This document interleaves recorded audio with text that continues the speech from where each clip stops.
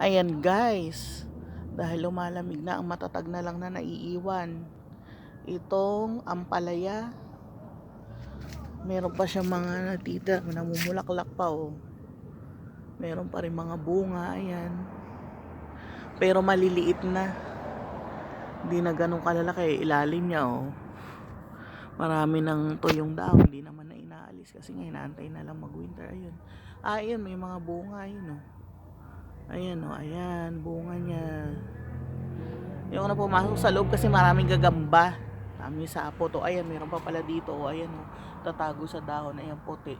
Hindi ko nakita yun nung sa araw, pitasing all siya gagawing gulay. Sayang pa rin kasi guys. Oh, tas itong sitaw, wala na. Natutuyo na. Ang matibay-tibay na lang na namumunga. Ito, yung kalabasa, meron pa. Ayan, haba ang kalabasa namin. Pero maliliit na rin. O yung upo, meron pa. Meron pa mga ilan-ilan. Pero halos natutuyo na rin. So, yung sili, ayan, green pa rin. Pero halos palipas na rin. Yun lamang po guys. Thank you. Please like, share, and follow. Please watch the ads. Bye.